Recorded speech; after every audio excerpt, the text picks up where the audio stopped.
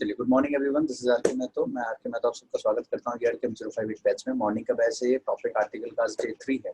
2 classes article की हो चुकी है और इंटरेस्टिंग चीजें आप लोगों ने सीखी है। आज इसको हम वाइंड अप कर देंगे इस टॉपिक को, फिर अगले टॉपिक पे हम अगली क्लास से प्रोसीड करेंगे। आज की डेट है 22 मई 2021, राइट एवरीबॉडी। तो शुरू करते हैं फिर ज्यादा टाइम ना गवाते हुए। Good morning sir. Very good morning पुत्री, वेरी गुड मॉर्निंग। म्यूट कर लो अपनी साइड से। चलिए देखो बेटा, हमने पिछली क्लास में बात कर ली थी अदर, अनदर, द अदर, यानी कि जो ए एन वाले कॉन्सेप्ट होते हैं, अगर वो गलती से भी अदर के साथ लग जाते हैं तो वो मचा देते हैं गदर। तो ये किस तरीके से अनदर, अदर, अनदर और द अदर, ये वाले जो टर्म्स होते हैं किस तरीके से एग्जामिनेशन में कंफ्यूज करते थे, वो मैं आप लोगों को यहाँ सिखा चुका हूँ। और मैंने कई सारे क्वेश्चंस भी आप लोगों के साथ डिस्कस किए थे। और फिर मैंने आपको ये भी बात बताई थी कि इनमें से सारे वर्ड्स क्या क्या होते हैं, इनकी पहचान क्या है। ये खासकर डीएसएसबी के बच्चों के लिए है, बहुत इंपॉर्टेंट बेटा। इसका स्क्रीनशॉट ले लीजिए, जिन बच्चों ने पिछली क्लास मिस कर दी थी इसका स्क्रीनशॉट ले लीजिए, काम आ जाता है एग्जाम में। कई बार क्वेश्चन ऐसा पूछा जाता है, जैसे नेवर को अंडरलाइन करके लिख दिया, बोला हाँ भाई बताओ ये क्या है, ग्रामेटिकली क्या है। ठीक है, तो ध्यान रखिएगा ये क्या है। आगे बढ़ते हैं। फिर हमने अदर, मदर, गदर सारे बात सीख ली थी, जिसमें कि हमने सारी चीजें डिटेल में एक्सप्लेन करी थी, राइट। तो मुझे नहीं लगता है कि अब इसको मुझे दोबारा बताने की जरूरत है, क्योंकि बताने लगूंगा तो पूरा टाइम इसी में लग जाएगा। तो जिन बच्चों ने पिछली क्लास नहीं देखी थी उनको बैकअप मिल चुका होगा, जाके जरूर देख लीजिएगा। मैंने रात को भेज दिया था, जिसको ना मिला हो मुझे व्हाट्सअप कर दीजिएगा कि सर मेरे को नहीं मिला है। ठीक है, मैं आपको भेज दूंगा पर्सनली अलग से। आयुषी सुलोदिया, बड़ा लेट आते हो। चलिए अब देखो, आर्टिकल के अंदर कुछ अब फाइंड देयर टाइप के क्वेश्चन पे आओ।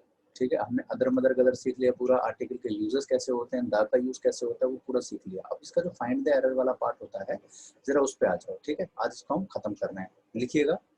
और तो कोई बच्चा नहीं रहा,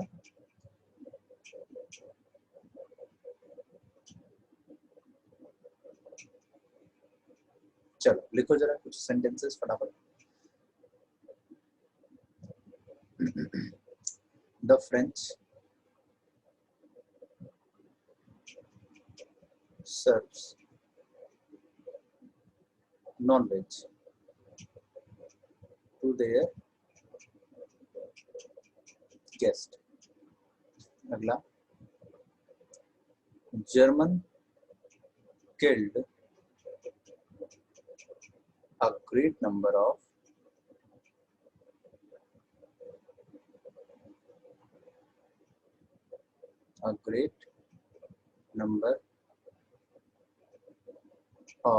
refugees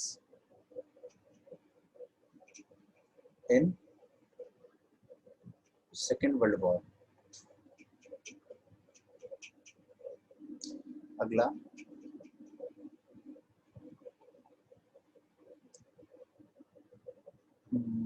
Spanish is an easy language। Next,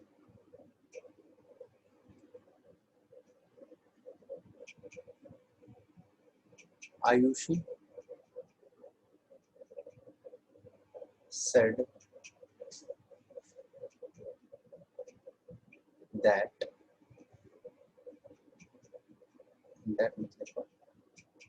Ayushi said, comma, inverted comma, Mr. Jha is an English teacher। अगला, नेक्स्ट क्वेश्चन पे आओ।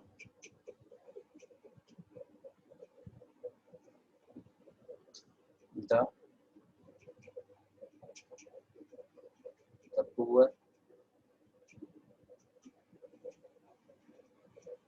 needs your help and support। ठीक है, ये सभी गलत है बेटा, इनमें गलतियां ढूंढनी है। अगले सेंटेंस पे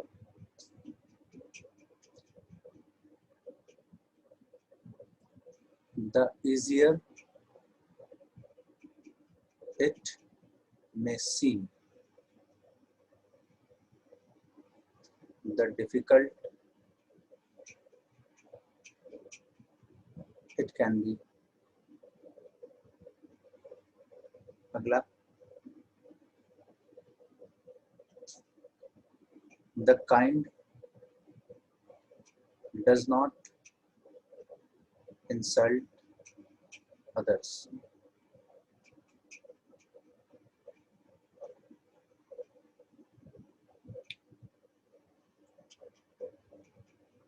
The higher you go, the coldest you feel. अगला, the most of my students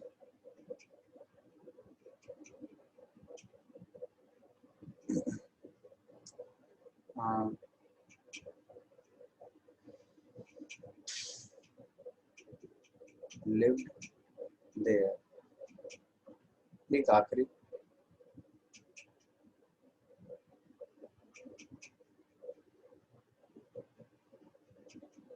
the more you effort, the best you get.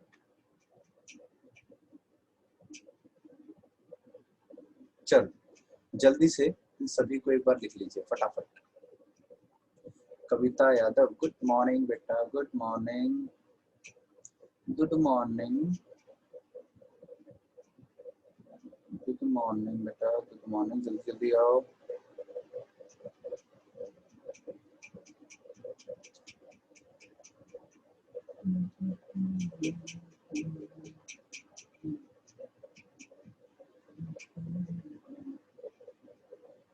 Selja done, very good. अच्छा, ये मैंने स्लाइड को आगे कर दिया, पीछे वाले स्लाइड का भी कई बच्चों का शायद ना हुआ हो क्वेश्चन। अरे ये क्या लगा रखा तुमने डीपी में, भूतसा ये दिन इसे हटाओ यार, इसमें डरा दे लोग यार। पहले तुम सही लगाते थे सिंचन पिंचन सा, ये तो घक्का। मैं तो एक पल को डर गया जैसे मैंने आपका ये खोला भी स्लाइड, क्या भूतसा लगा रखा है। रियल पिक तो नहीं है ये? कभी सोचा चलो आप बहुत दिन से कार्टून लगा रहे हैं, आज रियल पिक लगा दे। कहते कहते एकदम नाश मार दोगे पतानी वाले को, एलियन से लग रहे। चेंज कर देना भाई इसको अगली बार से। हंसी आ रही है तुम्हें? डन डन डन बेटा, एक बार ठेंगा दिखा दो। क्या करवा दिया? अरे कुछ नहीं, अभी स्टार्टिंग किया है, स्टार्ट ही किया है, डोंट वरी, टेंशन मत लो। ठेंगा दिखा दो बेटा, हो गया तो very good. Shreya Ghoshal done. पिछला पेज दिखा दो, पिछला पेज दिखा दो, ये लो भाई।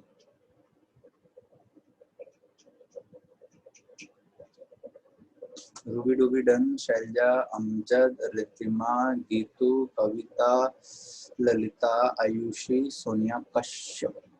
सोनिया सोनिया सोनिया, कैसी हो तुम सोनिया? आगे चलते हैं, स्टार्ट करेंगे क्वेश्चंस को। देखो, तो हमने डे 1 में इंट्रोडक्शन देखा था, डे 2 में हमने जितने भी अदर अनदर दादर गदर मदर अदर जितने भी होते हैं वो सारे अदर मदर गदर पढ़ लिए थे। अब आज की क्लास में इसके जो बच्चे कुछ कॉन्सेप्ट्स होते हैं लॉजिकली, जिसके क्वेश्चंस में कई बार बच्चे गलतियां होती है लेकिन ढूंढ नहीं पाते हैं, उनको जरा देखते हैं। देखो, आप ध्यान से सुनते रहिएगा बेटा। इन यहाँ पे फर्स्ट, सेकेंड, थर्ड, फोर्थ, इन 4 सेंटेंसेस में देखो एक लैंग्वेज वाली बात आपको दिखाई देगी। English, German, French, Spanish, Russian, Japanese, है ना? यानी ऐसे ऐसे वर्ड्स आपको दिखाई देंगे, राइट? तो अब ऐसे क्वेश्चंस को कैसे डील करें बेटा? एक काम करो, जहां तक आपका सेंटेंसेस हो गया है वहां पे अब ऐसे लाइन डाल करके लिखिए अब इनका सोल्यूशन। ठीक है, रूल्स एंड कॉन्सेप्ट। अरे ये तो इसको लिख के ही मैंने काट दिया गलती से, पेन नीचे चलाना था मेरे को, ऊपर चल गया। कोई बात नहीं, आप मत काटना।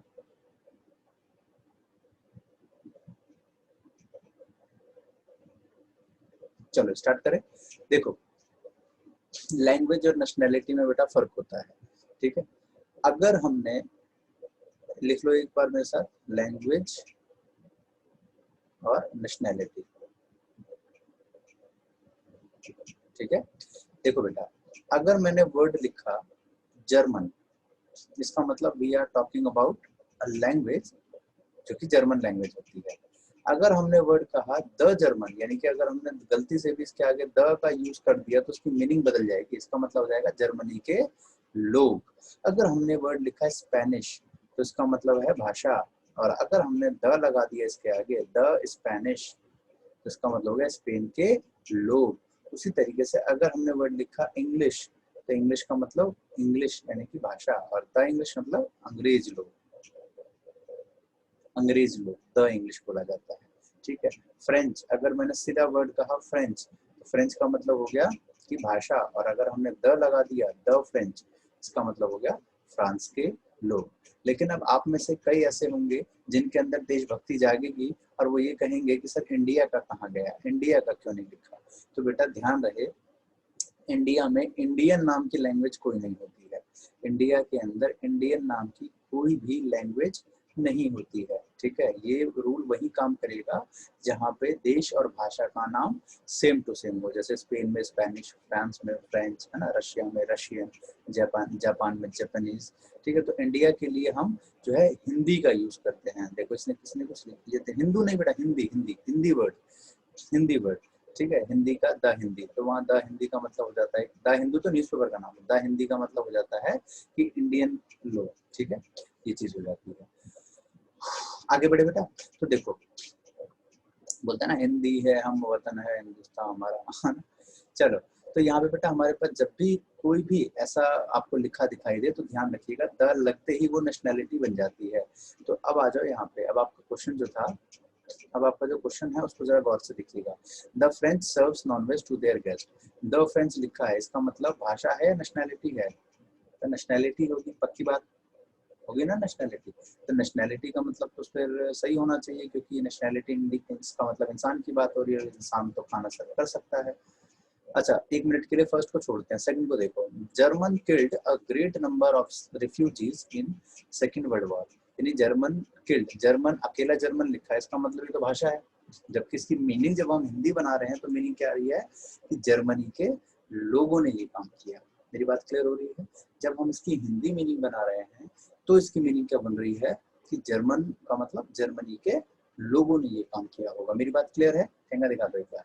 ठीक है। तो जर्मनी के लोगों ने वो काम किया होगा, तो यहाँ पे द जर्मन लगाना जरूरी है, तो यहाँ पे द का यूज करना कंपलसरी है। मेरी बात क्लियर हो रही है, बोलो यस। तो द का यूज करना जरूरी है। एक मिनट में आपकी आवाज आपको लौटा देता हूँ, सिंसियर बच्चों की तरह म्यूट अनम्यूट करना सीख गए होंगे आप लोग, है ना। चलो, अब देखो फर्स्ट वाले में क्या था, अरे यार सेकंड वाले हम बता रहे हैं बेटा, बता रहे हैं, उसको रोको, अभी सस्पेंस क्यों तोड़ते हो, रुको। अच्छा, अब देखो Spanish is an easy language. अब स्पेनिश के आगे द तो नहीं लिखा, तो जाहिर सी बात है लैंग्वेज की ही बात हो रही है, और यहाँ भी लैंग्वेज की ही बात हो रही थी, तो ये सेंटेंस नो एरर है, ऑलरेडी करेक्ट है। राइट, इसमें कोई एरर नहीं है। स्पेनिश नॉर्मली हमने भाषा बोला, अगर द लिखा होता तो गलत होता, द नहीं आना चाहिए था, क्योंकि बात लैंग्वेज की हो रही है। अब उस हिसाब से अगर हम फर्स्ट वाले सेंटेंस को देखें तो भाई ये सब सही होना चाहिए, the French serves non veg to their guest, यानी कि द फ्रेंच बोला जा रहा है तो द फ्रेंच का मतलब हो गया फ्रांस के लोग, तो फ्रांस के लोग सर्व कर सकते हैं खाना। तो गलती कहाँ है? गलती देखो अभी भी यहाँ दो जगह छुपी हुई है, फर्स्ट और सेकंड क्वेश्चन में। क्या गलती है बेटा, ध्यान से सुनो। अगर हम बात लैंग्वेज की करते हैं, अगर हम बात लैंग्वेज की करते हैं तो जाहिर है कि यहाँ पे इसके बाद जो वर्ब आएगी, लैंग्वेज एक सिंगुलर यूनिट होती है, तो जो वर्ब आएगी वो कैसी आएगी बेटा, सिंगुलर आएगी। लेकिन अगर बात हमने नेशनैलिटी की कर दी तो जो वर्ब आएगी वो कैसी आएगी बेटा, प्लूरल आएगी, क्योंकि नेशनैलिटी की बात होगी ना भैया, पूरे इंडिया लेवल की, मतलब पूरे के पूरे उसके देश लेवल की बात हो रही है। तो अगर हम कहते हैं कि द जर्मन, तो द जर्मन का मतलब हो गया कि पूरे पूरे जर्मनी के लोग। तो इसका मतलब अगर उसके बाद जो वर्ब आएगी हमको उसी के अकॉर्डिंग कंसीडर करना पड़ेगा। तो अब देखो द फ्रेंच लिखा है, तो द फ्रेंच का मतलब फ्रांस के लोग, ये मीनिंग आ रही है। तो फ्रांस के लोग, तो वर्ब भी प्लूरल आनी चाहिए। आंसर आपको मिल गया है, तो सर्व्स नहीं आएगा, क्या आएगा, सर्व आएगा। मेरी बात क्लियर हो गई, बोलो यस। वैसे आपको पता नहीं चला, मैंने आपको अनम्यूट कर दिया है। Yes, sir. वेरी गुड बेटा, आगे बढ़ते हैं। Spanish is an easy language, correct है। सेकंड वाले क्वेश्चन में एक गलती है छोटी सी, आपने ध्यान नहीं दिया शायद। वो गलती ये है बेटा कि द का यूज यहाँ भी होगा, ठीक है। द का यूज यहाँ भी होगा। Second world war, first world war, Russian revolution, movement, कोई मैस्कर, कोई भी बड़ी इंसिडेंट, कोई बड़ी घटना जो पास्ट में इवेंट हुई हो, पास्ट में घटी हो, तो वहां भी द का यूज किया जाता है। इस बात का ख्याल रखिए आप लोग, ठीक है। वहां पे भी आप द का यूज करेंगे ही करेंगे, ठीक है। वर्ल्ड वॉर हो गया, रेवोल्यूशन हो गया, कोई आंदोलन, क्रांति, कुछ भी ऐसा, तो वहां द का यूज किया जाता है। राइट एवरीबॉडी, बोलो यस। आगे बढ़ते हैं। Ayushi said mister Jha is an English teacher. चलो अब देखो ये सेंटेंस कैसा है, इसको जरा देखते हैं। अभी छोटी सी बात बेटा, मुझे बताना, ये सेंटेंस में लिखना, जो बच्चे पढ़े हुए हैं ऑलरेडी कभी ना कभी मेरे से या कहीं से भी, वो एक सेकंड के लिए शांत रहना, बाकी को सीखने दीजिए। एक एग्जांपल मैंने कहा कि I am a English teacher, तो बेटा अब मुझे आप लोग ये बताइए कि क्या ये सेंटेंस सही है। शेनू शांत रहे, शेनू नहीं है। ये क्या बोले, क्या बोले, सोनिया बस। हाँ जी बताओ, पूजा गर्ग कुछ बोलना चाह, सही है ये? नहीं, तो क्या करेंगे? बिल्कुल गलत है। आपकी तो आवाज एन लगाएंगे। आप चुप ही रहो। गलत है। हाँ अब ठीक आवाज आई आपकी। अरे सही बताओ ना, गलत गलत बता रहे हो सर, गलत है, सही वाला क्या है ये तो बताओ। एन लगाएंगे, एन। ओहो क्या बात है, क्या आएगा बेटा? एन आएगा बेटे, बहुत बढ़िया, शाबाश। तो अब ये सेंटेंस सही हो गया? नहीं, ये लो, अब वो कह रही है नहीं। अब पूजा ने इतने अभी मुश्किल से तो सही एक हुआ सेंटेंस, क्योंकि ना आपने नहीं, अभी भी सही नहीं हुआ। इसका मतलब ये इंग्लिश टीचर थोड़ी ना हुआ, मतलब इंग्लिश मतलब बताया तो था, भूल गई। अच्छा बताया था तो चुप रहो फिर एक मिनट। तुम जो मैंने बोला ना, पढ़े हुए बच्चे हैं वो शांत टीचर ऑफ रहे। इंग्लिश। अच्छा आयुषी सुलो दिया। Yes sir. यस सर मतलब क्या? आधा, अच्छा आंसर बताओ। नहीं आधार कार्ड का नंबर बताओ, ठीक है। उसके बाद अपना एक सर वो थोड़ी ना बताऊंगी लाइव पूरा। एटीएम का नंबर बताना, उसके बाद फोन पे ओटीपी आएगा, वो बताना। बिल्कुल भी नहीं। कमाल की बात है, क्वेश्चन है तो आंसर ही सर बताना होगा। इंग्लिश टीचर की जगह ये एन तो नहीं आएगा। इंग्लिश टीचर की जगह teacher of English. I am a teacher of English. Okay, क्यों, कारण? सर क्योंकि इंग्लिश टीचर, जैसे आपने पहले बताया भी था कि इंग्लिश टीचर एक साथ नहीं आता है, सुपर क्लॉज भी होता है, प्लस इसमें तो ऑफ क्या आता ये है। सेंटेंस ग्रामेटिकली बिल्कुल गलत है? क्या हम सर जिंदगी में इंग्लिश, इसका यूज नहीं कर सकते? सर इंग्लिश यहाँ पे एज अ, जैसे ब्रिटिशर्स होते हैं ना, ये उसको रेफर कर रहा है, ये सब्जेक्ट को रेफर नहीं कर रहा है। इंग्लिश टीचर मतलब एक ब्रिटिश टीचर की बात हो रही है इस बहुत तरह बढ़िया, से। क्लैप कर दो भाई एक बार इनके लिए। I thank you am sir. Teacher of English. Amjad, बहुत बढ़िया अमजद, आपका भी सही है। देखो मैं आपको जरा समझा देता हूँ क्या है सेंसेस का। एक मैं आपको छोटा सा एग्जांपल देता हूँ 2-3 का, तो इस सीक्वेंस में आपको सारी बातें समझ में आ जाएगी। देखो, I met a French actor,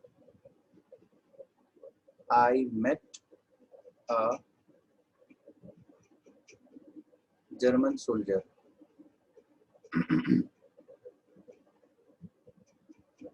I met an European man, I met a Spanish doctor, I met an English teacher. ठीक है, अब इन सबको ध्यान से पढ़ो, जानो, समझो, अभी क्लियर हो जाएगी मीनिंग क्या है। जब मैंने कहा कि I met a French actor, तो इसका मतलब ये है कि मैं एक एक्टर से मिला जो कि क्या था, फ्रेंच था। ठीक है, I met a German soldier, इसका मतलब ये है कि मैं एक सोल्जर से मिला जो कि जर्मन था, यानी कि जर्मनी में रहता था, जर्मनी का निवासी था। I met an European man, मैंने एक आदमी को देखा, एक आदमी से मिला जो यूरोपियन था। I met a Spanish doctor, मैं एक डॉक्टर को देखा, मैं डॉक्टर से मिला जो कि स्पेन का था, स्पेनिश था। उसी तरीके से I met an English teacher, इसका मतलब मैंने एक टीचर को देखा जो कि अंग्रेज था। समझे मीनिंग क्या है? सबको क्लियर हुआ? तो यहाँ पे I met an English teacher, इसका मतलब ये नहीं है कि मैंने टीचर को देखा जो इंग्लिश पढ़ाता था, यहाँ ये मीनिंग है इसकी कि मैंने एक टीचर को मतलब मैं एक टीचर से मिला जो कि अंग्रेज था, मतलब टीचर अंग्रेजों में भी टीचर होते हैं ना, तो वही मैंने एक अंग्रेज टीचर को देखा, ये मीनिंग है।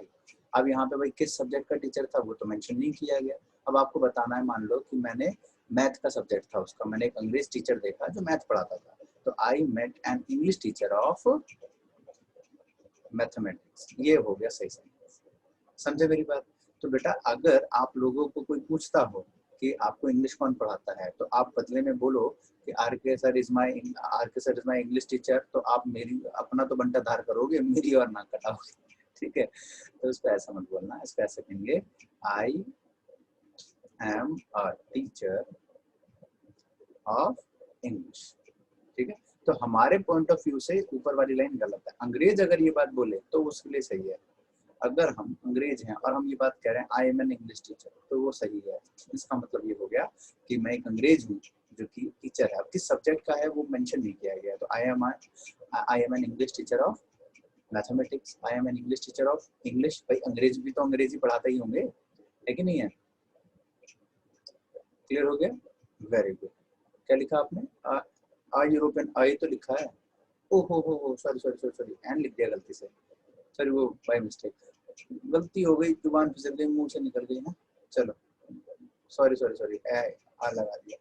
हाँ, आई एम हिंदी टीचर बिल्कुल हो सकता है, बिल्कुल बिल्कुल बिल्कुल बिल्कुल सही होगा। हिंदी टीचर का मतलब हो गया कि मैं हिंदुस्तानी हूँ जो कि टीचर है। I am Hindi teacher of mathematics, of geography, of biology, of English, possible है। लेकिन इसका यूज आप कब करोगे? इंडिया में तो रहेगा नहीं करोगे। इसका यूज कब करोगे? जब आप लंदन, फ्रांस, अमेरिका, जापान जाओगे तो वहाँ कह सकते हो I am Hindi teacher of mathematics, I am Hindi teacher of English, biology, chemistry, physics. तो हिंदी आपकी पहचान होगी। हाँ बिल्कुल हो सकता है, बिल्कुल हो सकता है Sheenu. Clear? Done done done everybody. चलो तो बेटा उसी तरीके से अब यहाँ आ जाओ। तो यहाँ पे हमने एक बात कही थी, लैंग्वेज है, ये नेशनैलिटी हो गया। और अगर हम इसके साथ ए या एन लगा दे तो वो इंडिविजुअल की नेशनैलिटी बन जाती है। इंडिविजुअल की बात होती है। ये हो गया लैंग्वेज, ये हो गया द लगा के नेशनैलिटी। अगर हम इसके आगे ए या एन में से एक लगा दे, जैसे a German, a Spanish, an English, और फ्रेंच, तो ये एक इंडिविजुअल की बात हो गई। और इसके बाद भी वर्ब सिंगुलर ही आएगी। ये मुझे बताने की जरूरत तो खैर होनी नहीं चाहिए, आप खुद समझदार। क्लियर हो गया एवरीबॉडी? बोलो यस। ठीक है, तो हमने क्या सीखा कि लैंग्वेज के बाद पहले कभी भी आर्टिकल मत लगाओ, क्योंकि पूरी मीनिंग बदल जाती है। अगर हमने आर्टिकल ए या एन लगाया तो एक अकेला इंसान की नेशनैलिटी हो गई, और अगर हमने द लगाया तो पूरे देश की नेशनैलिटी हो गई। Is this clear everybody? एक बार ठेंगू दिखा दो अगर क्लियर हो गया है तो। ठेंगा दिखा दो। Yes, very good very good, sir थोड़ा बहुत अच्छे, सेंड कर दीजिए। बहुत बढ़िया। Geeta colony clear, Ridhima Rana done, Sonia Kashyap और पूजा गर्ग, बहुत बढ़िया। आगे चलते हैं। हाँ, क्या पूछा किसी ने अभी कुछ? संगीता जी ने कुछ कहा क्या? सर एक बार पेपर और एक्सटेंड कर दीजिए सर, मैं आज गलती से थोड़ा लेट हो गई। अरे बेटे, क्षमा याचना मांग रही हो, हैं? लेट काहे हो गए? चलो सुनो गौर से, सुनो गौर से दुनिया वालों, बेटे दूध की चाय बना दो। देखो यहाँ पे हमने क्या कहा लैंग्वेज और नेशनैलिटी के बारे में, कि जैसे हमारे पास सेंटेंसेस 1 2 3 4, ये लगातार 4 सेंटेंसेस ऐसे हैं जहाँ पे आपको लैंग्वेज की बात दिख रही है। फ्रेंच है, जर्मन है, स्पेनिश है, इंग्लिश है। क्योंकि अब ये गलत है, इसको सही किया हमने ऐसे, mister Jha is a teacher of English.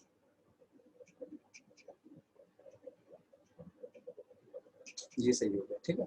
देखो हमने बात ये कही कि अगर हम लैंग्वेज के आगे ए या एन लगा देते हैं, ए या एन लगा देते हैं तो वो इंडिविजुअल की एक नेशनैलिटी बन जाती है। और अगर द लगाते हैं तो वो पूरे देश की बात हो रही होती है फिर, ठीक है। तो उसी को दिमाग में रखते हुए हमें सेंटेंसेस को सही करना है।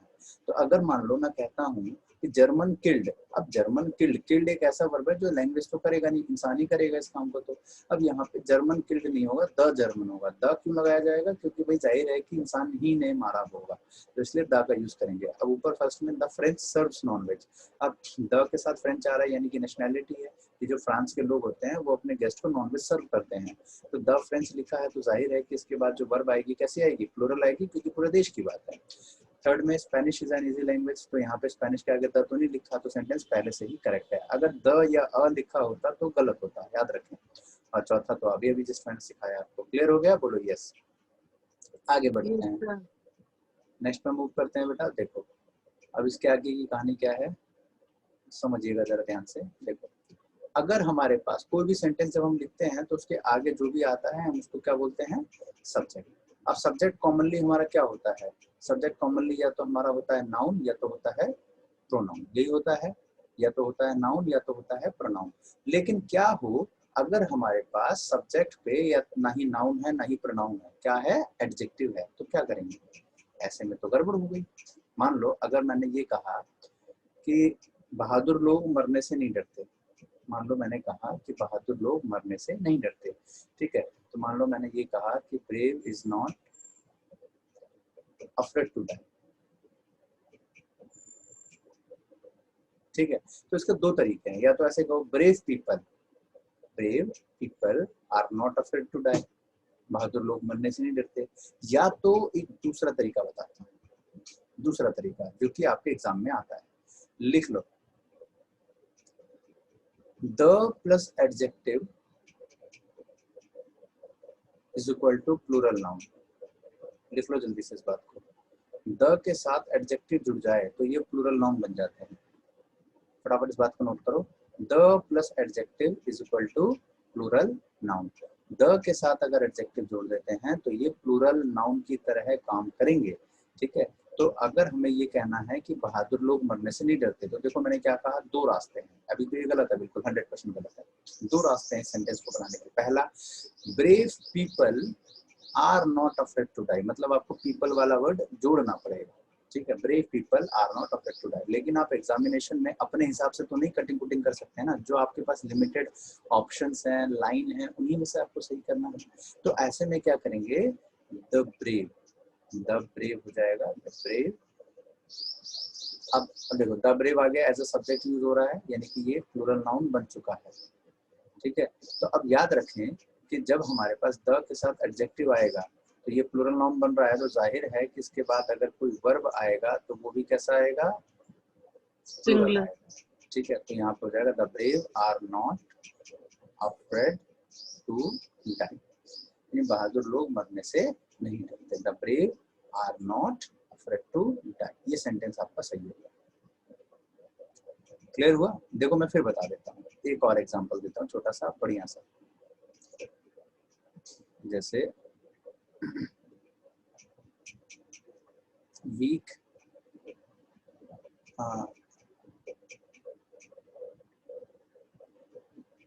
the weak has no place to live in this world। मैंने कहा कि जो कमजोर लोग होते हैं ना, उसको इस दुनिया में कोई रहने नहीं देता, ठीक है। उनके पास कोई जगह नहीं है इस दुनिया में रहने के लिए, उसको ताकतवर बनना ही पड़ेगा, ठीक है। अच्छा देखो, अब यहाँ पे द वीक का मतलब है अकेला एक कमजोर नहीं, यहाँ पे बात हो रही है कमजोर लोग, ठीक है। The weak has no place to live in this world. तो इसका मतलब ये नहीं हो रहा है कि अकेला एक कमजोर, इसका मतलब है कमजोर लोग जो है वो इस दुनिया में नहीं रह सकते, उनको ताकतवर बनना ही पड़ेगा, ये मीनिंग है इसकी। तो द वीक लगाया जा रहा है, इसका मतलब यहाँ पे है कमजोर लोगों से रिलेटेड, और जब द के साथ एडजेक्टिव आ रहा है तो इसका मतलब ये क्या बात हो रही है, प्लूरल नाउन के बारे में बात हो रही है। तो जाहिर है कि जब नाउन प्लूरल आएगा तो वर्ब भी प्लूरल आना चाहिए। आपका आंसर समझ में आ गया, हैज नहीं होगा, हैव होगा। या तो इसको ऐसे कहो, the weak have no place to live in this world, या तो दूसरा simple, weak people have no place, या तो वीक पीपल लगा लो या तो द वीक लगा लो, एक ही बात है। ओए भाई क्या बात है, तानसेन बन रहा है भाई घर बैठ के, देख रहे माइक ऑन करके गाने चल रहे सोनिया कश्यप के घर में, वाह भाई वाह। भाई म्यूट करके गा लो जो भी गाना है। चलो कविता यादव डन, अजय जी शाबाश शाबाश। जिसको क्लियर हो गया अच्छे से एक बार ठेंगू दिखा दो। सर आज आपने लिंक क्यों नहीं सेंड किया? अपनी महंगी ही नहीं बितरी। सर आप भेजते थे डेली, मुझे लगा आज क्लास ही नहीं है। आया ऐसा थोड़ी होता है, जिस दिन क्लास ना हो उस दिन आपको पता चली जाता है, ऐसा कुछ नहीं है। अरे कौन हो तुम, आशा हो क्या? Yes, sir. अरे तुम इतनी सुंदर हो। Hi, I mean to teacher. से मतलब फोटो अच्छी लगा रखी है, पता नहीं कैसे नाई धोई हो गया आज। चलो भाई आगे बढ़ते हैं, शुरू करते हैं। अंजू क्लियर, ललिता क्लियर, कविता, शैलजा, दीप्ति भाटी, दीपिका भाटी डन। ओके लगभग सबका डन है, किसी को डाउट हो तो पूछ लीजिएगा। आगे बढ़ते हैं। तो बेटा देखो यहाँ पे आपके पास जो सेंटेंस था, चल चल चल चल बेटा पीछे, ये देखो यहाँ पे एक सेंटेंस था, the poor needs your help and support. तो इसका मतलब क्या आ रहा है कि जो गरीब लोग हैं ना उसको तुम्हारे हेल्प और सपोर्ट की जरूरत है। नीड आएगा, द पुअर नीड्स ना होकर के नीड नीड हो आएगा। जाएगा, पुअर नीड नीड। होता। सबको क्लियर हो गया? यस आगे नेक्स्ट देखो ना कैसे कैसे क्वेश्चन आते हैं आर्टिकल धासु धासु। अब देखो यहाँ पे 6 को छोड़ो, एक बार 7 को आओ। The kind does not insult other. The kind, kind का मतलब जान गए ना क्या? दयालु लोग। द लग रहा है दयालु लोग, the kind do not, plural आएगा। क्लियर? बोलो यस, डन डन डन। अब 6 वाले पे आ जाओ। अब देखो द के साथ एडजेक्टिव तो ये भी है भाई, द इजियर एडजेक्टिव तो यहाँ भी है, लेकिन गड़बड़ ये है कि सर अभी हमने देखा कि द के साथ एडजेक्टिव आता है, प्लूरल नाउन बनता है तो इसके बाद वर्ब आनी चाहिए, लेकिन देखो इसके बाद क्या आ रहा है? इट, है ना, सब्जेक्ट जैसा आ रहा है, इट मे सीन, और वर्ब आ रहा है मे और सीन। तो यहाँ पे हमारे पास ये जो वर्ब आ रहा है वो अपने से जस्ट आगे वाले सब्जेक्ट को ही अपना मालिक मानता है ना। मतलब मेन तो इसका सब्जेक्ट इट हो गया, इजियर तो होगा नहीं। इसका मतलब द प्लस इजियर यानी कि द प्लस एडजेक्टिव यहाँ एज अ सब्जेक्ट काम नहीं कर रहा। ठीक है, अब यहाँ पे नया रूल लगाओ। तो पूरा लंबा ना खींच करके सीधा मैं आपको इसका पॉइंट पे आता हूँ, मेन मुद्दे पे। लिखो the plus adjective, the plus adjective अगर एक सेंटेंस में ये 2 बार आ रहा है, द प्लस एडजेक्टिव और द प्लस एडजेक्टिव, तो ध्यान रहे ये दोनों ही एडजेक्टिव जो हमारे होंगे ये कंपैरेटिव डिग्री वाले होने चाहिए। लिख लो जल्दी से, कंपैरेटिव डिग्री वाले होने चाहिए। कंपैरेटिव डिग्री अगर आप लोगों ने गलती से बचपन में कभी एडजेक्टिव पढ़ा है तो आप जानते होंगे कि कंपैरेटिव डिग्री क्या होता है। Good, better, best. High, higher, highest, good, better, best, cheap, cheaper, cheapest, beautiful, more beautiful, most beautiful, Sheenu, Shanu, Sonu. नहीं सर, ये नहीं होता। डन लिख लिया? बिगर एक एग्जांपल हाथों हाथ दिखा भी देता हूँ, रुको। Big bigger biggest. हाँ, बिग बिगर बिगेस्ट, तो ये जो बीच वाला है ना वो कंपैरेटिव होता है। एक एग्जांपल छोटा सा करके बताता हूँ आपको।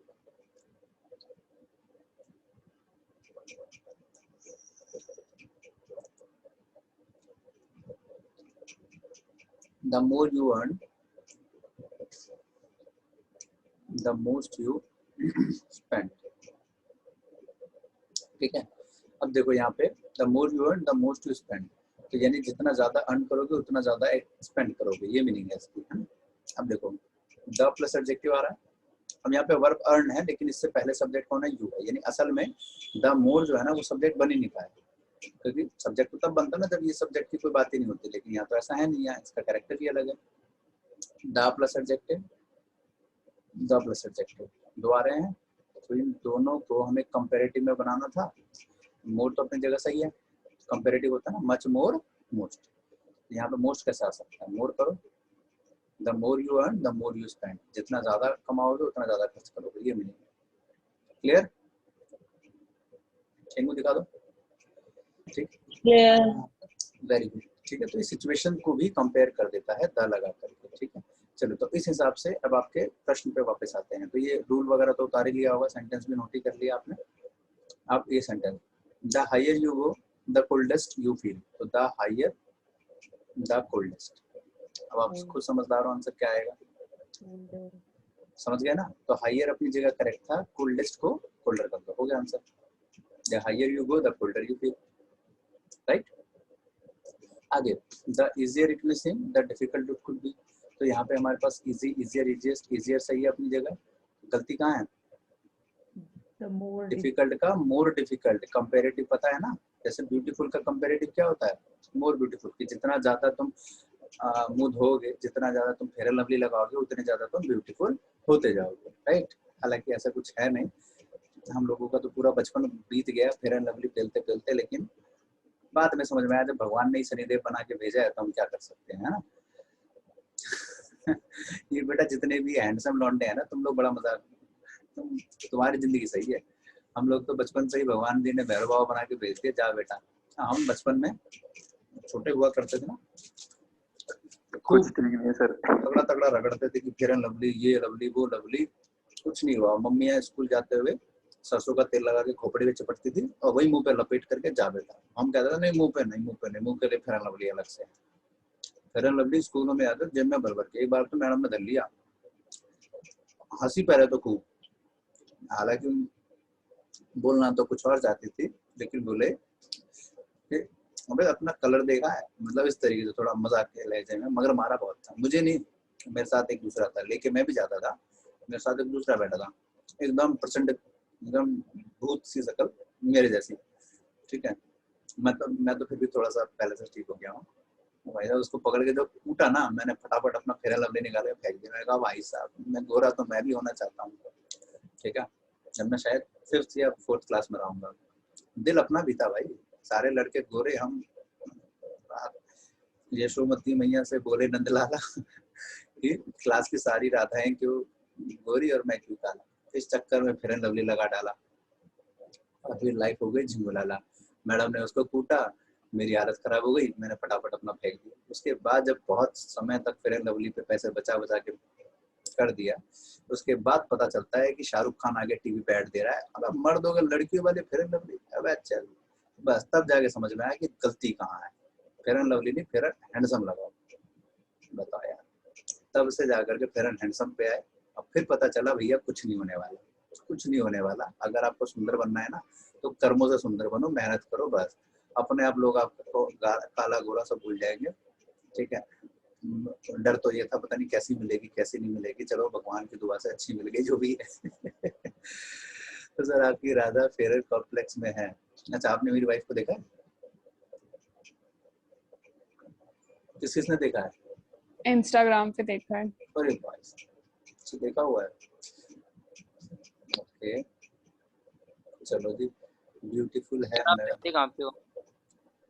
सर आपसे पूछ रहे हैं तो सर आपकी राधा फेयर कॉम्प्लेक्स में है। अच्छा आपने देखा नहीं है मेरी राधा को, देख लीजिएगा, इंस्टाग्राम पे देख लीजिएगा, मैंने फोटो लगा रखी है। आगे बढ़ते हैं, मैं रहता हूँ मुखर्जी नगर के पास ही। आगे बढ़ते हैं बेटा। The most of my students lived there, इसका ये तो हो गया। अच्छा ये 10th वाला भी तो इसी जैसा है, इसको भी कर लो। The more you effort the best you get, तो द मोर सही है अपनी जगह, द बेस्ट यहाँ कमी आ गई तो बेस्ट नहीं करो, the better you get, better you get. अगला question, the most of my students lived there. अब देखो द का यूज हम सुपरलेटिव के आगे करते हैं, no doubt, the most of my students live there, लेकिन एक बात का ध्यान रखें, ये सेंटेंस जो गलत है, क्यों गलत है ध्यान से सुनिएगा। अब कितना पेज आगे निकल गया, पहले यहाँ कर देता हूँ, सुनिए गौर से। एक वर्ड होता है मोस्ट और एक होता है द मोस्ट, ठीक है। या एक मिनट, मैं आपको ऐसे नहीं ऐसे बताता हूँ, दोनों में फर्क है बेटा। अगर हम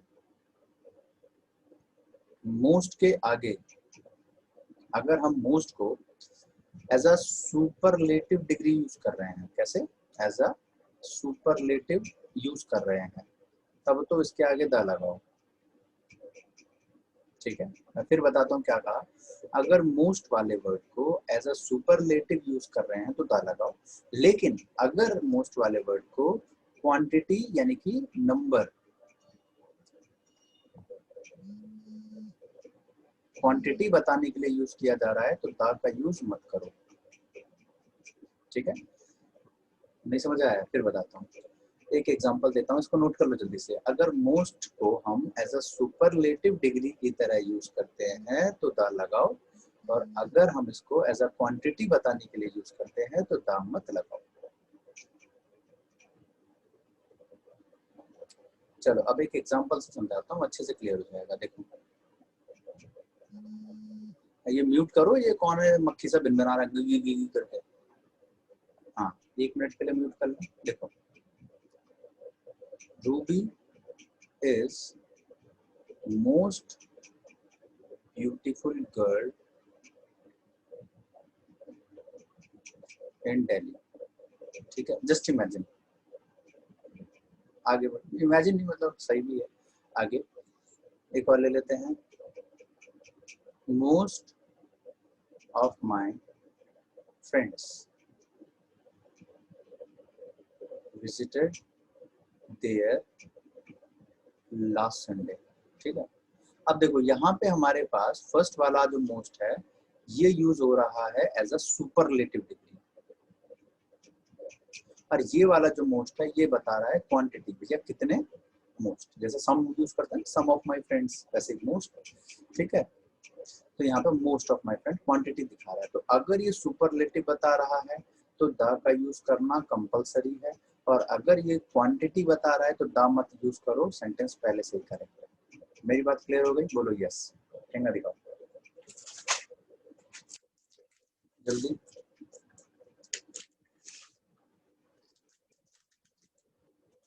दिखाएगा नमकीन? सर एक बार दोबारा बता दीजिए। चलो फिर से बताता हूँ। अगर मोस्ट का है, जैसे ऊपर वाला है Ruby is the most, Ruby is most beautiful, मान लो अभी द नहीं लगाया मैंने, Ruby is most beautiful girl in Delhi, यहाँ सुपरलेटिव की तरह यूज हो रहा है कि रूबी जो है दिल्ली में सबसे ज्यादा कति एकदम, अरे ले रूबी का एग्जांपल, और रूबी कह रहे सर दोबारा बताना, मतलब वो चाह रही है कि मैं उसको बार बार मोस्ट ब्यूटीफुल बोलूं। वाह भाई वाह, बता ही देता, रिकॉर्ड करके भेज देता। देखो रूबी जो है सबसे ज्यादा सुंदर है पूरी दिल्ली में, तो ऐसे में हमने रूबी को सुपरलेट कर दिया। सुपरलेट समझते हो ना, कि पूरी के पूरी दिल्ली से कंपेयर करके उसको सबसे ज्यादा खूबसूरत बता दिया। तो ऐसे में हमने यहाँ पे इसके आगे दा लगाया, क्योंकि पीछे हमने वही बात बोली थी कि सुपरलेटिव के आगे दा लगता है। लेकिन यहाँ, अरे यार ये मार्कर कैसे चल रहा है। और अगर हमने यहाँ पे सेकंड वाले में क्या आता है कि जो मोस्ट है हमने यहाँ पे इसको एज अ क्वांटिटी की तरह यूज किया कि भाई मोस्ट ऑफ माई, बोलते हैं ना कि मैक्सिमम मेरे जितने भी स्टूडेंट्स हैं या मेरे मैक्सिमम जितने फ्रेंड्स हैं वो वहाँ रहते हैं। तो यहाँ पे मोस्ट का मतलब हो गया सम के तौर पे, मैनी के तौर पे, समझ रहे मेरी बात? तो मोस्ट के 2 यूज होते हैं इंग्लिश में, याद रखना। इंग्लिश में बहुत से ऐसे शब्द होते हैं जिसके मल्टीपल यूजेस होते हैं, तो उनके यूजेस जिसको नहीं पता वो एग्जाम में फंसते हैं, तो आपको मल्टीपल यूज पता होने चाहिए। तो मोस्ट के 2 यूज थे, एक सुपरलेटिव के लिए, एक नॉर्मल यानी कि नंबर बताने के लिए। तो नंबर के लिए जब यूज किया जा रहा है तो द का यूज मत करो, और नहीं कर रखा तो सेंटेंस सही है, यहाँ द का यूज करो। आप समझ में आया? रूबी डूबी डूबी done? Yes sir. Very good sir. अब आ जाओ पीछे वापस, कितने गया रहे आपका क्वेश्चन। हाँ ये रहा। देखो the most of my students live there, मेरे बहुत सारे स्टूडेंट वहां रहे हैं, तो द मोस्ट नहीं आएगा, द काट तो सिर्फ मोस्ट आ जाएगा। समझ गए बच्चों? बोलो yes. Yes sir. Very good sir. अब देखो यहाँ पे द का ना कुछ कंपलसरी यूज होता है, उसको एक बार लिख लीजिएगा, मैंडेटरी यूज ऑफ द, ठीक है। वैसे तो होते बहुत हैं लेकिन मैं आपको सेलेक्टिव लिखवाता हूँ, मैंडेटरी यूज ऑफ द। देखिए जहाँ पे द का यूज करना कंपलसरी है वहां कोई रूल लॉजिक नहीं लगेगा, करना ही पड़ेगा चाहे कछु हो जाए। देखिए before, number 1, before the name of holy books, कोई भी धार्मिक ग्रंथ, कोई धार्मिक किताब जैसे गीता, बाइबल, कुरान, रामायण, गुरु ग्रंथ साहिब, एग्जाम्पल साथ साथ में लिखते जाओ। The Gita, Quran, the Bible, the Guru Granth Sahib, मतलब XYZ। तो ऐसा कुछ भी आ जाए बेटा याद रखना कि कभी भी इसमें सोचने की जरूरत ही नहीं है, सीधा दा लगा दो आंख बंद करके। आगे बढ़ो। हाँ बेटा बिल्कुल सही, वो भी होता है, अब वो बता रहा हूँ। अगला, before the names of big incidents, big incidents, ठीक है। अभी मैंने पीछे एक बात बोली थी ना, वो सेकेंड वर्ल्ड वॉर वगैरह, ये वही है। जैसे first world war, second world war, Russian revolution, quit India movement, लिख लो उनमें से कुछ चुनिंदा एग्जांपल्स। जैसे वर्ल्ड वॉर वाली बात है, the first world war, the Russian revolution, ऐसा कोई इवेंट जो पास्ट में घटा है बड़े लेवल पे। द क्विट इंडिया मूवमेंट,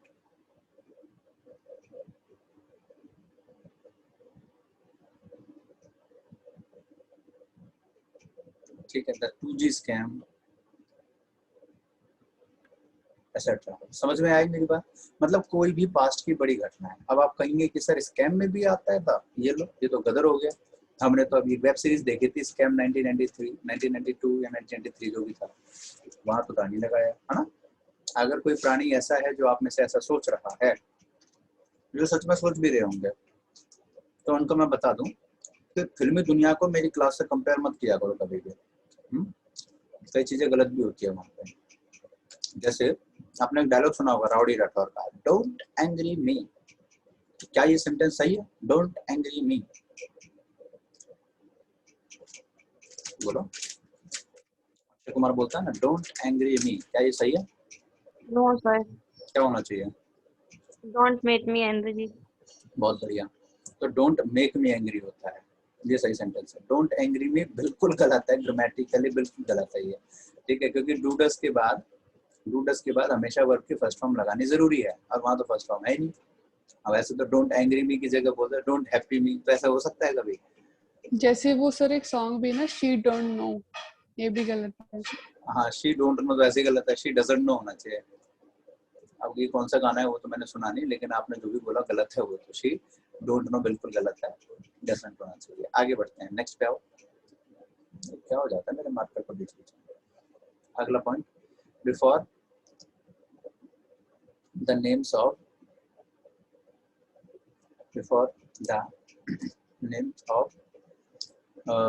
जितने भी हिस्टोरिकल मॉन्यूमेंट्स हैं वो,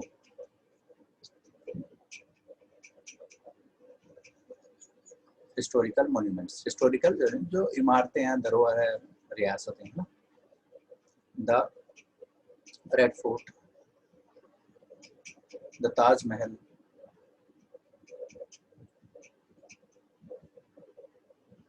द आईफिल टावर या द ओल्ड फोर्ट, द चार मीनार, है ना, द जामा मस्जिद वगैरह, एक्सेट्रा, द जामा मस्जिद कुतुब मीनार वगैरह। अगला, before the names of universal English newspaper, जिसको सभी से ऑथेंटिकेशन प्राप्त हो, यूनिवर्सल लेवल पे काम करे। ऐसा नहीं कि नॉर्मल कोई इंग्लिश न्यूज़पेपर है तो उसके आगे भी दा लगा दोगे, ऐसा नहीं। सब इंग्लिश न्यूज़पेपर के आगे दा नहीं लगता। ऐसे ही न्यूज़पेपर के आगे दा लगाते हैं जो यूनिवर्सल लेवल पे काम करता है, जैसे the Hindu, the Times of India, the Indian Express, the Daily Telegraph, the Dawn, ये पाकिस्तान का पेपर है, the Dawn, the Daily Telegraph, ये ब्रिटेन में चलता है।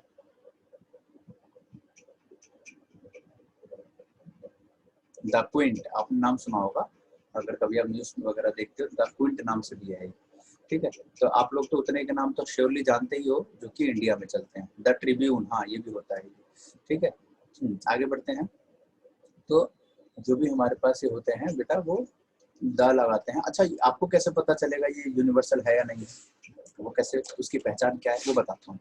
देखो, कोई भी पेपर यूनिवर्सल है या नहीं है, उसकी पहचान क्या है, सुनो ध्यान से। यूनिवर्सल का मतलब होता है बेटा, वो ब्रॉड लेवल पे फैला हुआ है। ब्रॉड लेवल का मतलब क्या हुआ? ब्रॉड लेवल का मतलब ये हो गया, जैसे आप मान लो दिल्ली की न्यूज़पेपर है कोई, दिल्ली टाइम्स नाम से, उसके आगे दा नहीं लिखा, क्योंकि जब आप उसको न्यूज़पेपर को खोलोगे तो आपको सिर्फ दिल्ली दिल्ली की खबरें मिलेगी कि यहाँ ये हुआ, यहाँ वो हुआ। अब जैसे राजस्थान है, राजस्थान टाइम्स है, इसका मतलब वहां सिर्फ वही की खबर मिलेगी। लेकिन द हिंदू, आप अगर दिल्ली में कहीं बैठ के पढ़ रहे हो तो आपको अमेरिका के शहर में क्या घटना घटी है उसकी भी जानकारी मिल जाएगी। समझे मेरी बात? मतलब उसको भी उसमें डीप से जानेंगे, क्योंकि उनका पहुंच बड़ा है, रेंज बड़ा है, दायरा बड़ा है, ठीक है, ये चीज है। और वो कई अलग अलग देशों में चलता है। आगे बढ़ते हैं बेटा। ये झूला झूल रही है शीनू, ऐसे ऐसे करके, मजा आता है तुम्हें? आधा सा चेहरा दिख रहा होता है। आगे बढ़ते हैं नेक्स्ट पॉइंट पे। चल मुन्ना, ये 5th पॉइंट होगा ना बेटा। आगे लिखो, before the names of the things which are the only one in the universe, जो सिर्फ पूरे यूनिवर्स में अकेली है, जैसे the sun, the moon, the sky, the space, the earth, the gravity, the space, the universe। ठीक है, मतलब बेटा we are talking about English. ये बात ध्यान रखना कि हम साइंस की नज़र से नहीं देखेंगे। साइंस की नज़र से देखने लगे तो भैया सन बहुत सारे हैं, बहुत सारे खोज लिए गए हैं अब तक, तो है ना। ग्रेविटी, यूनिवर्स, सन, स्पेस। हाँ, यहाँ मैंने स्टार की बात नहीं कही है। स्टार हम आंखों से देख सकते हैं प्लैनेट पे खड़े खड़े, स्टार नहीं होगा।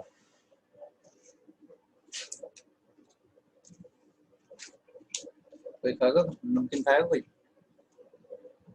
द आर्के सर थैंक यू भाई, मगर मेरे जैसे बहुत है भाई, मेरे से बेटर भी है। आगे बढ़ते हैं। मेरी मैडम मेरे खाने पीने का बड़ा ध्यान रखती है। कल मैंने सुबह खाया खाना और उसके बाद सीधा रात को खाया। अब आप सोचोगे खाने का ध्यान कहाँ रखा, फिर खाना तो देके चली गई, लेकिन मेरे को पूरा दिन टाइम ही नहीं मिला कि मैं खा पाऊँ। लगातार क्लास, लगातार किसी भी टीचर की क्लास चलती है, मुझे बैठे रहना पड़ता है अटेंटिव होकर के, कि अगर कहीं कोई सर्वर खराब हो गया, कुछ हो गया। 36 टीचरों के पूरे दिन में कॉल आते हैं। एक बच्ची ने तो हद कर दी थी, मेरे को मजबूरन में उसका एनरोलमेंट कैंसिल करना पड़ा। अरे भाई, एक दिन में अगर मान लो मैं बिजी हूँ, आप मुझे कॉल करते हैं, तो आप मान लो नहीं उठा पाए तो कितनी बार कॉल करेंगे? ज़्यादा से ज़्यादा 2 बार, 4 बार, 5 बार। तो आप अपने आप पता चल जाएगा कि हाँ सर बिजी हैं, तो कल बात करूँगी। उस लड़की ने करीबन मेरे को 27 बार कॉल किया 1 घंटे के अंदर अंदर। 27 बार, 28 तक मेरे को याद ही नहीं है काउंटिंग। मेरे को इतना गुस्सा आया, इतना गुस्सा आया। मैंने कहा ये भाई, मैं आपका एनरोलमेंट कैंसिल कर रहा हूँ, जितनी फीस दी वापस लो, मैं नहीं पढ़ा सकता। अरे भाई, इंसान बिजी है सामने वाला किसी काम में, व्हाट्सएप पे मैसेज छोड़ दो, व्हाट्सएप पे कॉल कर दो, या टेक्स्ट मैसेज छोड़ दो, उसको मैं देख ही लूंगा। मैं बिजी हूँ, तुम 1-1 घंटे में इतनी बार लगातार लपेटे जा रहे हो, कॉल पे कॉल, कॉल पे कॉल, कॉल पे कॉल। टीचर्स के अलग कॉल आ रहे हैं, क्लास अलग चल रही है, उसको भी मैनेज करना है। वहाँ से सर्वर थोड़ा सा भी डिस्कनेक्ट हुआ तो दिक्कत हो जाती है। और ऊपर से यार खाना खाओ, खाना खाओ, खाना खाओ करो।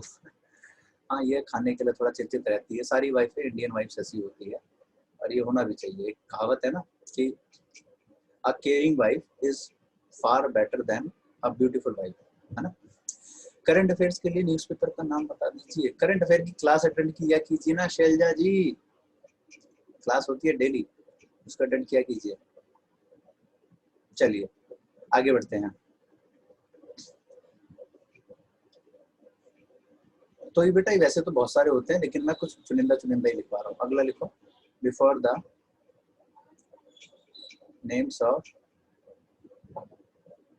Mountain ranges. Before the names of mountain ranges, ठीक है। देखो, माउंटेन रेंजेस जैसे द हिमालय, द हिमालयाज बोलते हैं ना, the Amazon, the Patkai boom,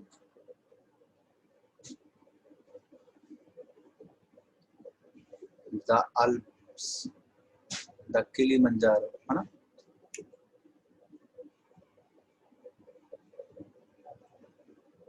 etcetera, ठीक है। अच्छा, अब आप कहोगे सर अमेजन तो नदी का नाम, नदी भी है और पहाड़ों का नाम है। हिमालय मतलब पूरा पर्वत श्रृंखला है, माउंट का पूरा रेंज है, उसको भी यही कहा जाता है, ठीक है। अमेजन ही बोला जाता है। अमेजन नाम की नदी भी है, पहाड़ भी है, अमेजन नाम का जंगल भी है, और अमेजन नाम की कंपनी भी है। और ये सारी चीजें बिफोर द प्रॉपर नाम, हाँ आता है, बता रहा हूँ, उसको भी बता रहा हूँ। अमेजन नाम की जितनी चीजें सारी फेमस है। अमेजन नाम का जो नदी है वो दुनिया की सबसे चौड़ी नदी है। अभी वो भी लिखवा देता हूँ बेटा, वो भी लिख लो जरा हाथों हाथ। Before the names of broad rivers, मतलब कोई भी चीज किसी ना किसी के लिए फेमस है, चाहे उस पर इरिगेशन का काम हो, चाहे कुछ भी, जो किसी की ट्रिब्यूटरी हो सकती है, कोई दुनिया की सबसे बड़ी नदी हो सकती है जिसपे सबसे ज्यादा डैम हो वो हो सकती है ना, वो स्पेशल रिवर्स, ब्रॉड रिवर्स। जैसे इंडिया के लिए द गंगा, द यमुना, लिखिएगा एक बार फटाफट मेरे साथ। The Ganga, the Yamuna, the Jamuna,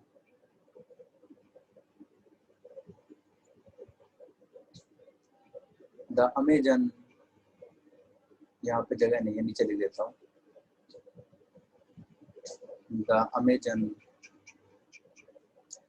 the Nile, Nile मतलब नील नदी, नाइल है ना, द कॉन्गो, ये सारे, ठीक है। इनके बारे में थोड़ी बात बता दूं आपको। ये जो है, अरे मैंने अमेजन के बारे में बताया बेटा, ये नदी और ये पहाड़ दोनों थे।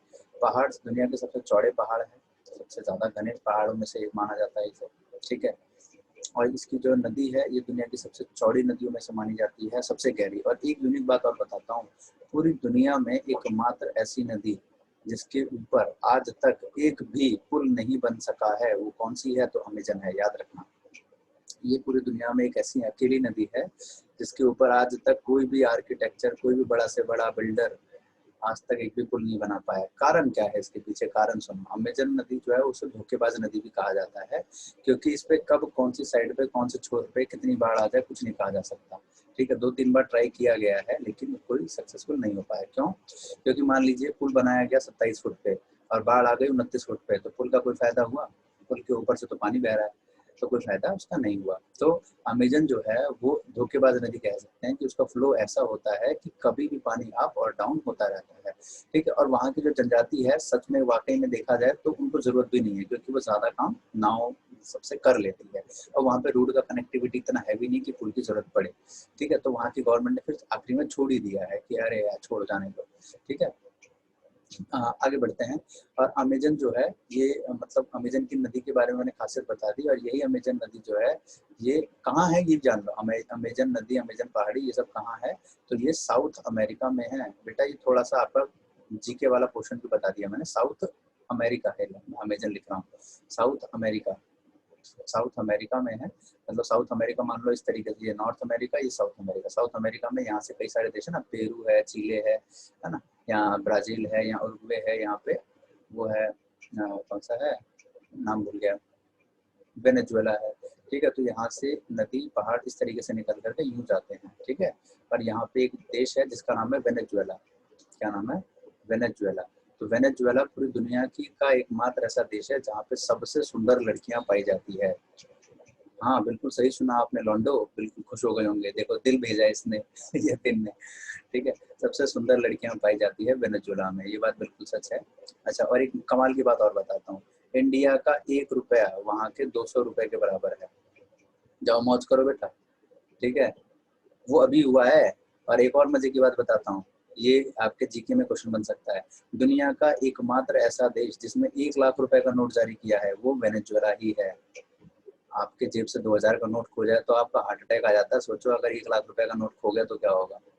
फेफड़े फूल जाएंगे है ना, इंसान वही मर जाएगा, मेरा 1 लाख रुपए खो गया, समझ रहे हो। सोचो जब 2000 के नोट में इंसान की हालत खराब हो जाती है और 1 लाख रुपए लेके जाएगा, भाई ये 5 वाली पीढ़ी का बंडल दिए रे, वो कहेगा भाई 1 लाख रुपए लेके आ गए तो फ्री ले जाए इसको, समझ गए। तो ये एकमात्र ऐसा देश है। और इसके बारे में एक खासियत और बता दूं, एक खासियत और ये है कि ये दुनिया में सबसे ज्यादा तेल निकालने वाला देश है, ठीक है। शायद ये बात आपको नहीं पता थी। एक्सपोर्ट इंपोर्ट के मामले में तो इतना नहीं है, ये निकालता कोई है, लेकिन और सबसे सुंदर देश है ये। इसमें जाने में जल्दी वीजा फीसा नहीं मिलता है, फटाफट, बड़ा मुश्किल होता है यहाँ जाने में, ठीक है। तो जाके मौज कर सकते हो। अगर वीजा वीजा मिल गया, 1 रुपया लेके जाओ 200 बन जाएंगे, 1000 रुपये लेके जाओ, मौज करके आओ। दो चार रात तो होटल मिल ही जाएगा। और एक मजे की बात बेटा, ओयो भी है। चलो आगे बढ़ते हैं, है ना। यतीन देखो बड़ा खुश हो रहा है, भाई साहब मजा आ गया, मेरे जेब में तो 500 रुपये पड़े हैं, मैं तो जाऊंगा चलो नेक्स्ट आगे मूव करते हैं बेटा। इसके बारे में और बातें बता देते हैं। ये तो हमने आपको बता दिया अमेजन। अमेजन नाम का जो बताया था मैंने आपको, पहाड़ सबसे चौड़ा है, नदी सबसे गहरी और चौड़ी है। अमेजन नाम का जंगल, उस बारे में बता दो। अमेजन नाम का जंगल बेटा दुनिया का, पूरे अर्थ का लंग्स कहा जाता है। ये आपके जीके का प्रश्न बन सकता है कि अर्थ का लंग्स, फेफड़ा किसको कहा जाता है? तो अमेजन रिवर को, सॉरी नदी को, अरे यार क्या कह रहा हूँ, जंगल को कहा जाता है, फॉरेस्ट, अमेजन फॉरेस्ट दुनिया का ये फेफड़ा कहा जाता है। फेफड़ा का मतलब कि 23% ऑक्सीजन ये अमेजन जो है जंगल खुद रिलीज करता है। सोच के देखिए कितना बड़ा होगा ये इतना बड़ा जंगल है, इतना बड़ा जंगल है कि 2-3 हरियाणा आराम से आ जाएंगे उसमें। ठीक है, मैं सिर्फ एक उसकी बात नहीं कर रहा हूँ, एक जिले की, हरियाणा, पूरा हरियाणा आ जाएगा उसके अंदर। 2-3 दिल्ली तो यूं घुस जाएगी, इतना बड़ा है वो। इतना बड़ा है कि आज तक पूरी दुनिया में कोई भी इंसान पूरा एक्सप्लोर नहीं कर पाया उसको। जो गया तो वापस नहीं आया, है ना, क्योंकि ऐसे ऐसे जानवर उसमें पाए जाते हैं जो इंसान ने एक्सपेक्ट भी नहीं किए होते हैं। इंसान की शक्ल की गिलहरियां पाई गई है, बंदर पाए गए हैं बड़े बड़े, बहुत सारी चीजें हैं जो आज तक कोई मिल ही नहीं पाई है। तो इसलिए गवर्नमेंट ने उसको अपने अंडर में लेकर के पूरा बंद कर दिया है कि कोई आम इंसान नहीं जा सकता इसमें, साइंटिस्ट वगैरह ही जाएंगे, वो भी फुल प्रोटेक्शन के साथ। ठीक है, अमेजन के ऊपर एक मूवी भी है, मैं नाम भूल रहा हूँ, कभी आप देखिएगा, आप यूट्यूब पे डालना अमेजन बेस्ड मूवी। उसमें दिखाया गया है कि मतलब अंदर एक जनजाति भी ऐसी रहती है जो बाहर की दुनिया से बिल्कुल कटी हुई है और वो लोगों को मार देती है जो भी अंदर जाता है। कुछ इस तरीके से है। अब वो सच्चाई है, झूठ है, क्या है, ये अच्छी डॉक्यूमेंट्री मतलब रियल घटनाओं पर आधारित बताते हैं इस मूवी को। आगे बढ़ते हैं। हिमालय कहाँ है? ये इंडिया में ही है, आप जानते हैं। इंडिया क्या, इंडिया, पाकिस्तान, अफगानिस्तान, है ना, वो चाइना वाइना सारा फैला हुआ है। अच्छा, दुनिया की सबसे पुरानी पर्वत श्रेणी कौन सी है बेटा? ये भी अच्छा प्रश्न बनेगा। कौन सी है दुनिया की? ये इंडिया में ही है, क्या नाम है उसका, लिख लेना। इंडिया के अंदर है वो, अरावली, नाम आप लोगों ने सुना होगा।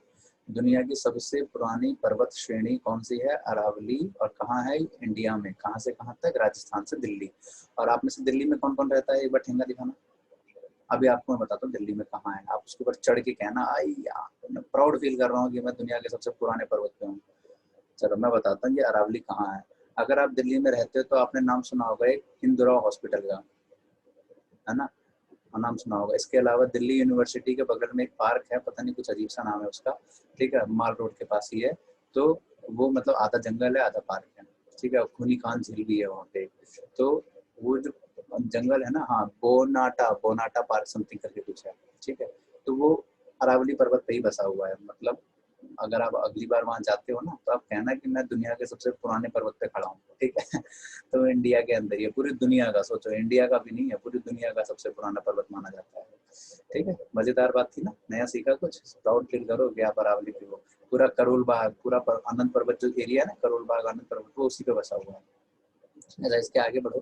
पटकाई बूम कहाँ है? इंडिया में ही है, जो इंडिया को म्यांमार से अलग करता है, उसे पटकाई बूम। अल्पास किलिमंजारो ये तो अलग देश में, इसको बात छोड़ दो। गंगा, यमुना, यमुना और जमुना में फर्क है, जिसको नहीं पता है आगे कभी बता दूंगा, अभी ज्यादा टाइम नहीं लूंगा इस पे। यमुना अलग नदी है, जमुना अलग नदी है। मैक्सिमम बच्चों को तो मैंने ये चीजें पहले ही बता रखी है, राइट। नील नदी, इसको हिंदी में नील नदी कहते हैं। नील नदी ये वही नदी है कि जिसको एक समय पे 1960-65 के आसपास में, जमुना बांग्लादेश में, बिल्कुल बेटा सही, ठीक है। नील नदी एक ऐसी नदी है जिसको 1960-65 के बीच में खूनी झील बन गया था ये। मतलब युगांडा का जो थर्ड प्रेसिडेंट था, लोगों को मार मार के इसमें काट के डाल दिया करता था, पूरा खून खून हो जाता था, जिंदा फेंक देता था, मगरमच्छ खा जाते थे। तो नील नदी ये था। खैर, फेमस किस चीज के लिए है? ये दुनिया की सबसे लंबी नदी है, दुनिया की सबसे लंबी नदी है, ठीक है। और नील नदी के लिए प्रचलन बात यही है कि इसमें आत्माओं का वास माना जाता है। मतलब वहाँ की जो जनजाति है वो कहती है कि मतलब युगांडा का जो थर्ड प्रेसिडेंट था इदी अमीन, जो इंसानों का मांस खाता था, तो वो लोगों को मार मार के इसमें फेंक देता था, तो उसको मगरमच्छ खा जाते थे। आधा इंसान को जमीन में गाड़ के मगरमच्छ के बीच छोड़ देता था, ऐसा भी वो करता था। कभी मैं उसके बारे में भी बताऊंगा कि दुनिया का ऐसा तानाशाह जो इंसान का मांस खाता था, उसके बारे में बताऊंगा तो आपको पता चलेगा, ठीक है। तो नील नदी, नाइल नदी इंग्लिश में, नील नदी हिंदी में। कॉन्गो दुनिया का एकमात्र ऐसी नदी है जो सबसे बड़ी ऐसी नदी है जो ट्रॉपिक ऑफ जो इक्वेटर को 2 बार काटती है। इक्वेटर होता है और अर्थ के बीच में भूमध्य रेखा, इक्वेटर को 2 बार काटने वाली दुनिया की सबसे लंबी नदी यही है, कॉन्गो, इसलिए ये फेमस है। और एक मजे की बात, इंडिया में ऐसी कौन सी नदी है जो कर्क रेखा को 2 बार काटती है? इक्वेटर को तो टच भी नहीं करती, इंडिया तो ऊपर है ना इक्वेटर से, तो टच नहीं करती है। कर्क रेखा को तो करती है इंडिया टच। तो इंडिया में कौन सी ऐसी रेखा है, कौन सी ऐसी नदी है जो कर्क रेखा को 2 बार काटती है? इसका जवाब आपको अगली क्लास में देना है, ठीक है। अगली क्लास में देना है कि कौन सी नदी है जो कर्क रेखा को 2 बार खींचती है। ठीक है, चलो अब एक आखिरी पॉइंट पे आते हैं, वरना सारा टाइम इसी पे निकल गया। एक आखिरी लिख लो, बिफोर द नेम्स ऑफ, कभी बेटा जी के अंदर ना घुसाना तो लंबी खींचनी पड़ती है। Before the names of proper noun, proper noun, but इसके लिए कंडीशन है, but it must be compared with another proper noun, किसी दूसरे प्रॉपर नाउन से कंपेयर करना जरूरी है। जैसे एक एग्जांपल दिखाता हूँ आपको, जैसे मान लो मैंने कहा कि Kashmir is Switzerland of India, बहुत सुंदर जगह है स्विट्जरलैंड ऑफ इंडिया। और एक और एग्जांपल ले लेते हैं, इमेजिन मैंने कहा कि Ruby is Katrina Kaif of our class. ठीक है, अब देखो, अब जैसे मान लो कि हमारा यतीन है, काफी अच्छा क्रिकेट खेलता है भाई, सब बैटिंग बॉलिंग सब मस्त, एकदम अच्छा क्रिकेट खेलता है, तो हम ये कह रहे हैं कि यतीन जो है वो सचिन तेंदुलकर है भाई अपनी क्लास का। ठीक है, तो यहाँ पे देखो Kashmir proper noun, Ruby proper noun, Katrina Kaif, Switzerland सारे प्रॉपर नाउन। तो कंपेयर किसको कर रहे हैं? कश्मीर को किससे कर रहे हैं? स्विट्जरलैंड से। रूबी को किससे कर रहे हैं? कैटरीना कैफ से। तो कश्मीर को स्विट्जरलैंड से कंपेयर कर रहे हैं, इसका मतलब दोनों में कोई चीज सिमिलर है। तो जिससे कंपेयर किया जा रहा है उसके आगे द लगाया जाएगा, जिससे कंपेयर किया जा रहा है उसके आगे द लगाया जाएगा। तो कश्मीर को स्विट्जरलैंड से कंपेयर कर रहे हैं क्योंकि वो बहुत ही सुंदर है दोनों जगह। उसी तरीके से रूबी को कैटरीना कैफ से कंपेयर कर रहे हैं, क्यों? क्योंकि रूबी भी आम खाती है ऐसे करके। ठीक है ठीक है, कैटरीना कैफ खाती है ना आम को, हाँ, स्लाइस वाला ऐड में देखा होगा आपने, बोतल भी खा जाती है कई बार तो, हाँ रूबी हंस रही है। ठीक है, तो कैटरीना कैफ और रूबी में सिमिलर भी यही है कि वो भी आम खाती है, ये भी आम खाती है ना। तो ये चीज हो गया, चलो मजाक कर रहा हूँ। क्लियर हो गया डन डन डन। तो याद रखें प्रॉपर नाउन के आगे भी दा का यूज हो सकता है, लेकिन it must be compare with another proper noun. Done. तो आज जितना पढ़ा है बच्चों अच्छे से समझ में आया, कुछ नई बातें भी सीखी, जीके में इंटरेस्टिंग बातें, है ना। चलो बहुत बढ़िया बेटा, फिर इसी को आगे बढ़ाते हुए मिलेंगे अगली क्लास में नए टॉपिक के साथ। तब तक के लिए सबको bye bye, take care, keep learning, keep growing, keep sharing, keep liking, और सबको जय हिंद। ठीक है, किसी का कोई डाउट हो व्हाट्सएप पे पूछ लीजिएगा। अभी रखते हैं।